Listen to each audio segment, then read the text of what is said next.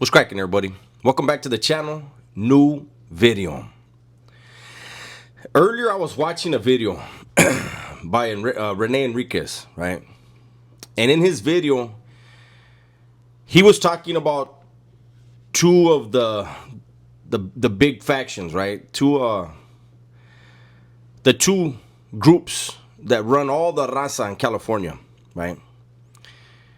He was talking about their eternal war, which is currently at a ceasefire and has been successfully at a ceasefire in the state of California, the state system, for years, right? And he also talked about, I did a video about how after the riot in Pelican Bay, how we went on a hunger strike in the shoe for 5 days. And when I did that video, there were a couple people that got mad at me. And I was like, how are you going to get mad about something that really happened? Like, I didn't make it up. We all did not eat food for 5 days. And then they told us, hey, you guys can eat again. But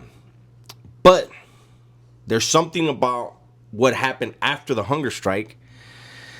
And that changed later, which led to everyone being out of the shoe. And, the California Department of Corrections, they never, ever, ever wanted Pelican Bay shut down.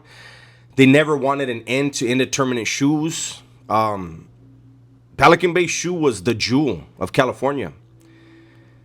They spent so much money building that place, and they enjoyed the reputation of having that shoe, having the worst of the worst. They used to call it only the worst of the worst go there, right? And now you see pictures of Pelican Bay shoe, and there's actually tables in the pods now. There's a TV on the wall. The cell doors are wide open. The pod doors are wide open because it's low-level inmates just roaming around, doing time. Nobody's suffering. The CDC played themselves. You see, the legends from up north, there used to be some in the state, in the shoe, that would never, ever enter into any agreement with the legends that the Southerners are under, and they wouldn't engage in talks with the CDC. The proof in the pudding is after the riot in Pelican Bay, after the hunger strike, there were talks of letting all of the factions out. Letting them all out so that they could stop riots, racial riots. Because race riots were a horrible look for the CDC. 3 of the 4 factions agreed to come out and talk to, hey, this is what's being said, this and this and that. The legends from up north, they didn't participate. They said they're not going to engage in any activities where the cops were involved. Right? And so that stopped them from being released from the shoe in 2000, 2001, however long it would have taken, right? And the CDC banked that would always remain the case. And they allowed, I don't know if allowed is the right word, but they were willing participants, the CDC were willing participants in having certain individuals from that faction indicted, federally indicted, and then transferred to federal custody. There were certain guys that were transferred that would have never got into those hunger strikes that later let everybody out. And the CDC is kicking themselves in the ass. The jewel of the CDC is a low level. It houses nonviolent offenders. People smile in the shoe now. What used to be the shoe, that's regular housing now, that people are smiling and laughing and they're not miserable, going insane, politicking on each other, plotting. None of that.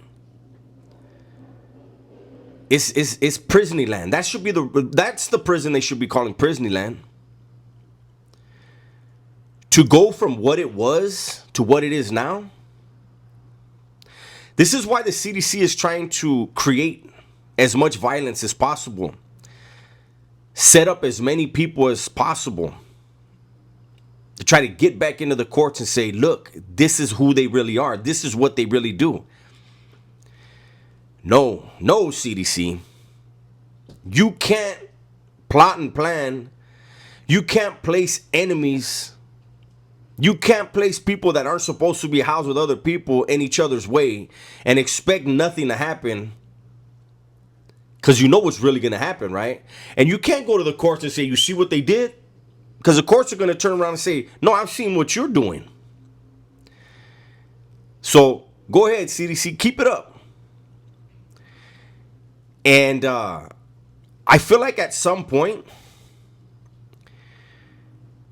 if there's more litigation, the feds will take over the system. They threatened it once before due to overcrowding. A lot of people out here don't know that.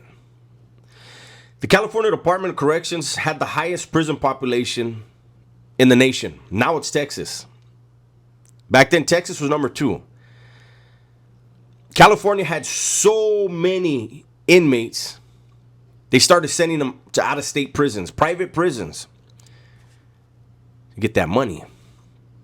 But they started sending them out of state. They were violating state as well as federal protections.